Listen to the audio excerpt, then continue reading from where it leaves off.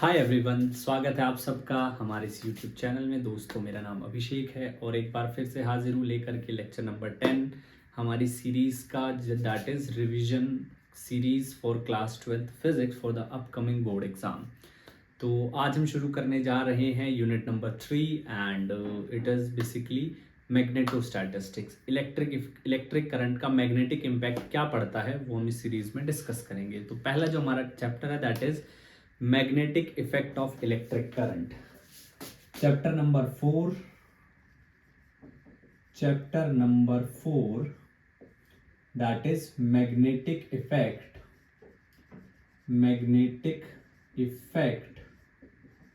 Of electric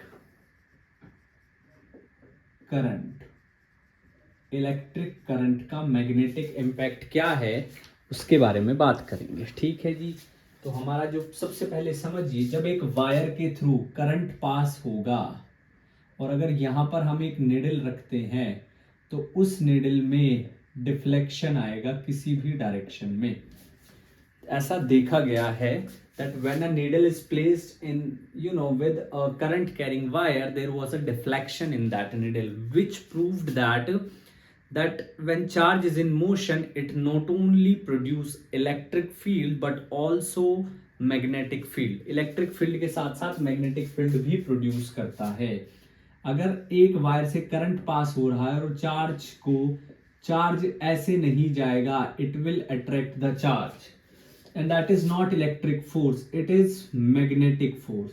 वो electric force नहीं होगी, वो मैग्नेटिक फोर्स होगी। जी हाँ, अगर कोई चार्ज किसी स्पेस से जा रहा है और वो स्पेस में किसी एक स्पेसिफिक जगह पे एंटर करते उस पर कुछ फोर्स लग रही है, कुछ कर्व टाइप में वो घूम रहा है, तो वहां पर यकीनन मानिए there will be a magnetic field. इस कॉन्टेक्स्ट में हमारा जो पहला कॉन्सेप्ट है दैट इज बायोट-सेवर्ट लॉ। हमारा जो पहला कॉन्सेप्ट है दैट इज बायोट-सेवर्ट लॉ, और ये किस लिए यूज होता है? To find magnetic field due to current carrying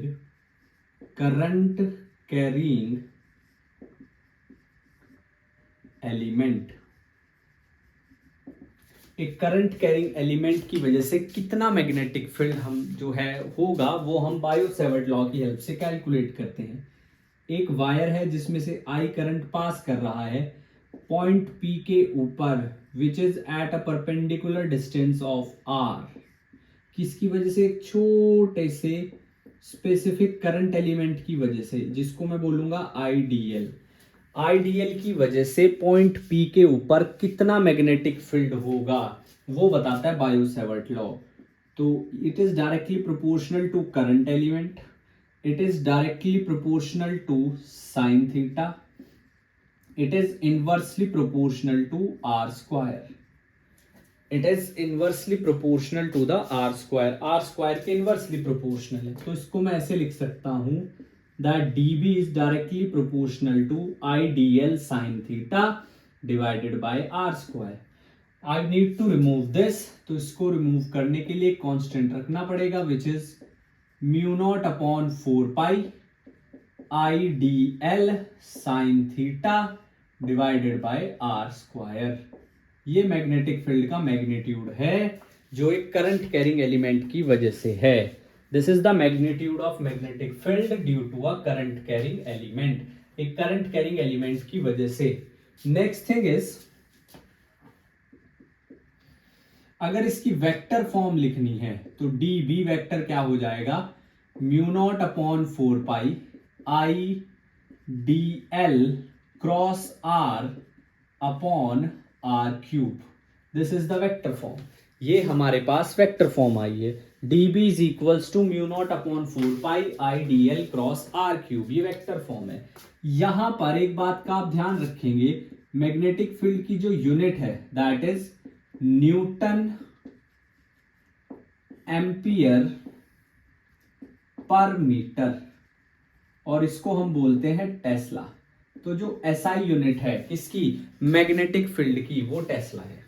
जो एसआई यूनिट है किसकी, मैग्नेटिक फील्ड की, दैट इज टेस्ला, वो टेस्ला है। अगर आप डायमेंशन के लिए जाएंगे तो डायमेंशन के लिए force mlt-2, current A, metre L, तो क्या हो जाएगा mt-2 a-1। हमारे पास जो म्यू नॉट है that is magnetic permeability of free space की मैग्नेटिक परमिएबिलिटी है। फ्री स्पेस कितना परमिएबल है, कितना एक्सेप्टेबल है for magnetic field, that is what its value is mu naught is equals to 4 pi into 10⁻⁻⁷। अगर मैं बात करूं यूनिट की, सो दिस इज, यहां से हम यूनिट निकाल सकते हैं, newton ampere metre mu naught. 4 pi की कोई यूनिट नहीं होगी, करंट की यूनिट होगी ampere, length metre, again metre cube, 1 metre से 1 मीटर कैंसिल, तो न्यूटन एम्पियर मीटर, 1 मीटर से एक और मीटर कैंसिल, यानी कि mu naught A upon M, M से एम कैंसिल, म्यू नॉट की यूनिट आ जाएगी न्यूटन पर एम्पियर स्क्वायर। डायमेंशन की अगर बात करी जाए तो mlt-2 a-2, this is mu naught, ठीक है जी। So this is the unit of mu naught. अब ये तो हमारे पास, और एक बात का आप और ध्यान रखें that we could only use this law in order to calculate magnetic field due to current element, elemental particle की वजह से या एलिमेंटल फ्रेम की वजह से हम मैग्नेटिक फील्ड कैलकुलेट कर सकते हैं, हर जगह इसको हम इस्तेमाल नहीं कर सकते। थोड़ा सा डिस्कशन करेंगे डायरेक्शन पे, थोड़ा सा डिस्कशन होगा direction of magnetic field, direction of magnetic field, direction of magnetic field, थोड़ा सा काम होगा डायरेक्शन ऑफ, थोड़ी सी बात होगी direction of magnetic field. Now how to find out the direction, it's very obvious, dl cross r, मतलब कि magnetic field will be perpendicular to the plane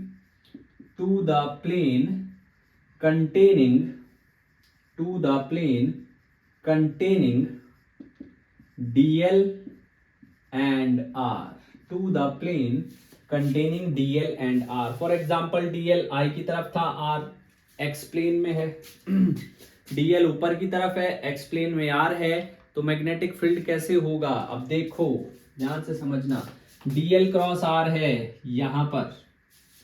यहां पर आपने थंब रखना है और थंब के बाद फिंगर को उसी डायरेक्शन में कर्ल करना है जो आपने एंगल दिया है, ये ऐसे है और ऐसे है, दिस इज, अब ये थीटा है। अब अगर आप ध्यान से समझेंगे तो dl ऊपर की तरफ है, dl जो है वो ऊपर की तरफ है, r जो है वो इस तरफ है, मतलब कि ऐसे, तो मैग्नेटिक फील्ड जो है वो इस तरफ आएगा, ठीक है। मैं छोटा और एग्जांपल लेता हूं, ये है जैसे dl is in y, r is in this, तो कैसे जाएगा, ऐसे जाएगा अंदर की तरफ, सो dl क्रॉस r कितना हो जाएगा, यानी कि j क्रॉस i, यानी कि -k। It's simple. अगर आप ऐसे देखोगे, इस पॉइंट पे किस तरफ है मैग्नेटिक फील्ड और इस पॉइंट पे किस तरफ है मैग्नेटिक फील्ड, तो सिंपल है, इस पॉइंट पे ऐसे है, dl क्रॉस r ऐसे जा रहा है ना, ऐसे जा रहा है, तो इस पॉइंट पे magnetic field out of the plane है, इस पॉइंट पे magnetic field into the plane है, तो dl क्रॉस r, इस तरीके से आप जो है डायरेक्शन ऑफ मैग्नेटिक फील्ड को फाइंड आउट कर सकते हैं without having even a very small confusion. थोड़ी सी कंफ्यूजन के बिना भी आप लोग कैलकुलेट कर सकते हैं, इस बात का ध्यान रखें। चलिए अब कुछ एप्लीकेशंस की बात करते हैं, जैसे मैग्नेटिक नहीं, ये थोड़ा रब करके फिर करते हैं। देखिए पढ़ाई, अब तो मैं ये भी नहीं बोल सकता ना आपको क्योंकि पढ़ाई शुरू कर दो, अब टाइम ही नहीं बचा है। तो जो जितना अगर आपने पहले से की हुई है, it's very good, it's very very good. देखो पढ़ाई करने का ना कभी नुकसान नहीं होता, ये बात आप याद रखना। पढ़ाई एक ऐसी चीज है, अगर जितना आप करोगे ना, आपको कभी कहीं ना कहीं किसी ना किसी मोड़ पे फायदा जरूर देगी, नुकसान नहीं कभी भी कराएगी तुम्हारा, ठीक है। और पढ़ाई करना कूल है, पढ़ाई ना करना कूल नहीं है। आजकल की जनरेशन के फंडे थोड़े से डिफरेंट है, गलत सही तो नहीं पता, बट डिफरेंट है। उन्हें लगता है पढ़ाई ना करना कूल है, पढ़ाई करना कूल है। Because we are at the top in terms of consciousness, species के अंदर कॉन्शियसनेस के टर्म्स में humans are at the top. So it's our duty to keep develop our self. खुद को पुश करते रहो, अपनी कैपेबिलिटीज को बढ़ाते रहो, because that's what make you a man or a human being. Otherwise you are just a homo sapien, जो आज से कई सौ साल पहले हमारे पूर्वज भी थे, ठीक है। चलिए next is magnetic field. Magnetic field due to magnetic field due to straight current carrying wire. Magnetic field due to, first है straight current carrying wire.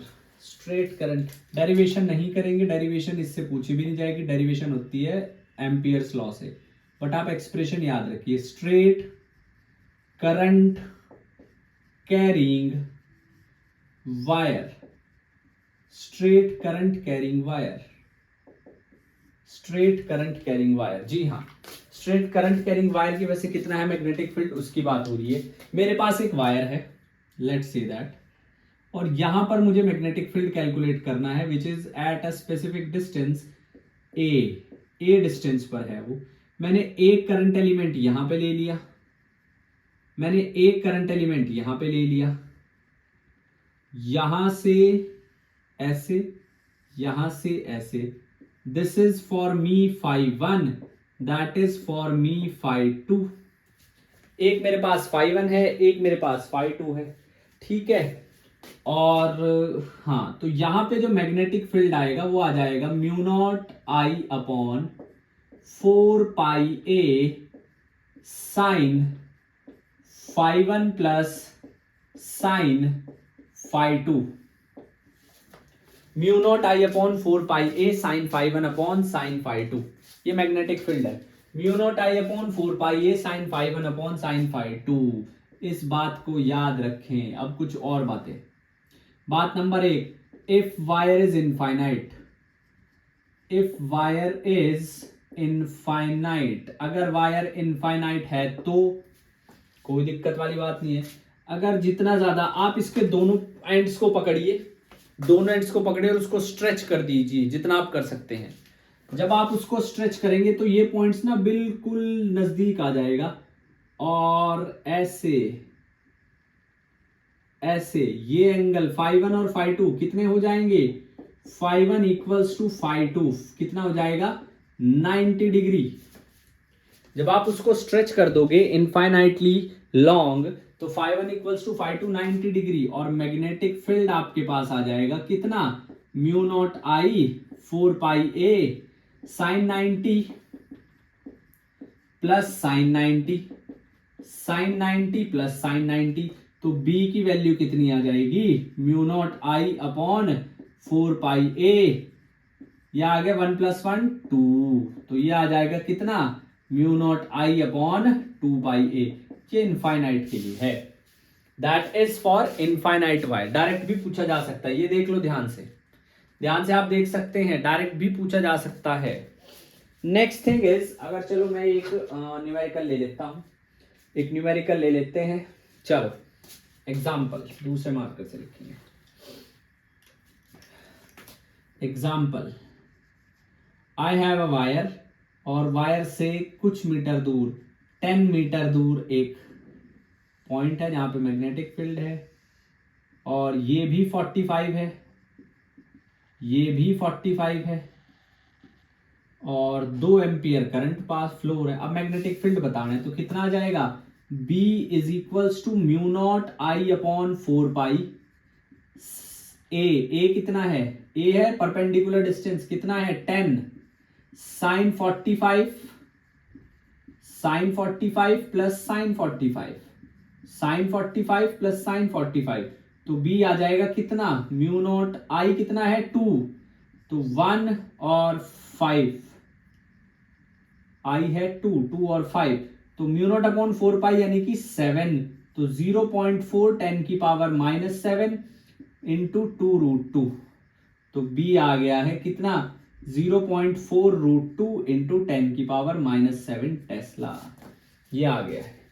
Tesla जो यूनिट है वो मैग्नेटिक फील्ड की, और magnetic field still a field in which there is so many things which need to get invented or studies or researched, whatever the vocab you want to use। ठीक है, अभी भी Nobel prize मिल सकता है magnetic field के अंदर। बहुत सारे काम ऐसे हैं जो होने हैं, बहुत सारी डिस्कवरीज ऐसी हैं जो होनी है।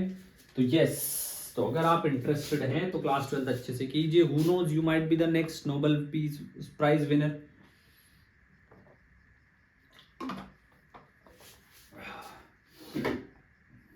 नेक्स्ट इज, चलिए नेक्स्ट इज सेमी इनफाइनाइट।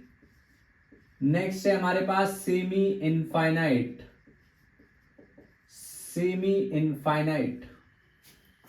अब सेमी इनफाइनाइट में क्या होगा, कुछ नहीं होगा, एक एंड हमने उसका बहुत स्ट्रेच कर देना, एक को उतना ही रखना है ये। अब ये एक तो हो गया 90 और दूसरा अप्रोक्सीमेटली 0। 5 तो हो गया 90 डिग्री और 5 अप्रोक्सीमेटली 0। साइन 0 इज 0 तो मैग्नेटिक फील्ड आ जाएगा कितना, mu naught I upon 4 pi A. This is the magnetic field. This is due to straight current carrying wire.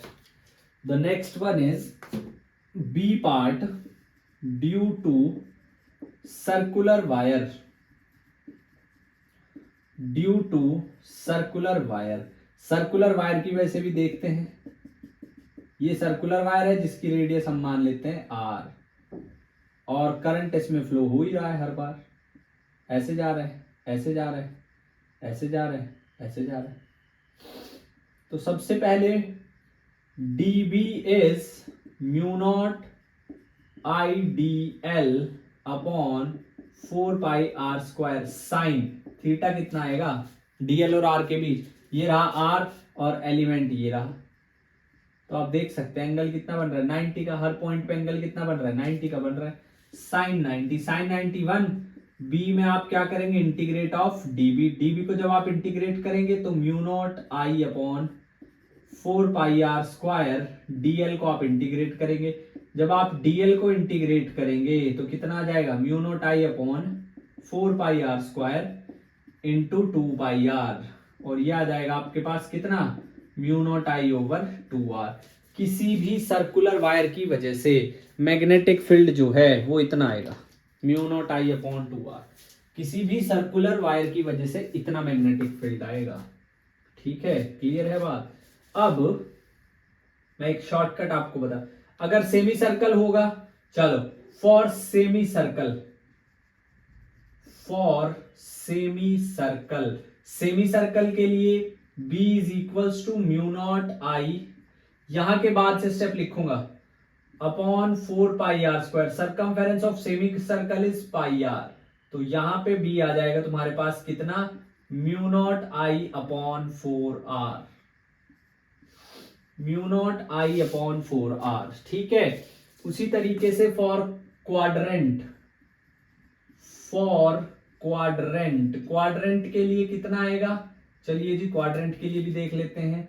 B is equals to mu naught I upon 4 pi R. Quadrant के लिए area कितना हो जाएगा, पाई are bye 2, तो B is equals to कितना आ गया, mu naught I 8 pi are.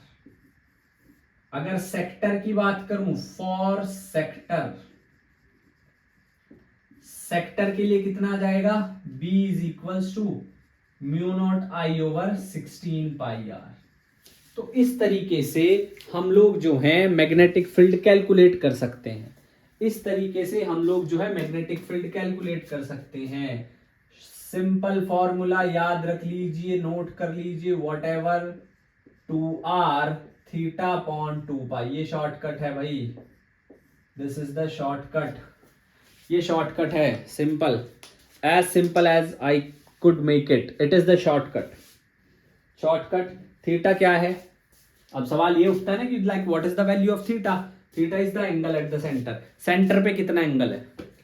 Centre पे कितना एंगल है? सर्कल के केस में 360, semicircle 180, then the third one is quadrant 90, sector 45, sector 45 नहीं कुछ भी हो सकता है, तो that is the theta.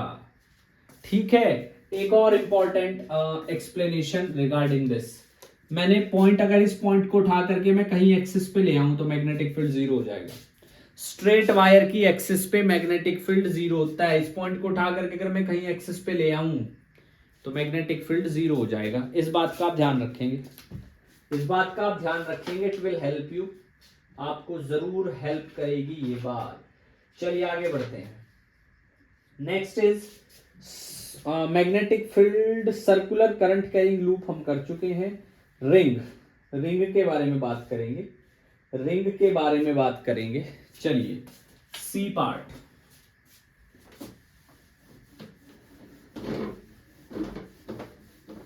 Ring के बारे में बात करेंगे। सी पार्ट, रिंग के बारे में बात करेंगे। तो C part is due to current carrying ring. ये मेरे पास एक रिंग है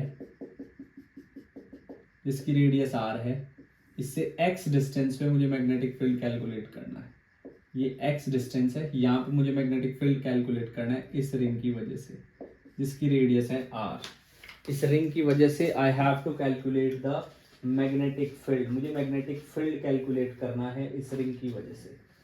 तो चलिए जी एक्सप्रेशन लिख देते हैं सीधा सीधा। एक्सप्रेशन होगा B is equals to mu naught I upon mu naught I r square 2 into R square plus X square raise to the power 3/2। Mu naught I r square into 2 into R square plus X square raise to the power 3/2, raise to the power 3/2। ठीक है, तो video इतना ही रखेंगे, इन्हीं topics को अच्छे से revise कीजिए, रिवीजन पर्पस का वीडियो, इन्हीं टॉपिक्स को अच्छे से रिवाइज कीजिए सो दैट आपको कुछ ना कुछ समझ आता रहे। और अगर ये सीरीज जल्दी खत्म होती है तो I try to make another playlist for derivations, important derivations, ताकि आप लोगों की हेल्प ज़्यादा से ज़्यादा मैं कर पाऊँ। ठीक है जी, so with that this is Abhishek signing off. अगली वीडियो में मुलाकात होगी, उसमें solenoid, toroid, Ampere circuit and law, ये और force between two parallel straight current carrying wire, force due to a straight current carrying rod, ये सब चीज़ हम लोग डिस्कस करेंगे। ठीक है, तो तब तक के लिए पढ़ाई करते रहें। थैंक यू सो मच, जय हिंद।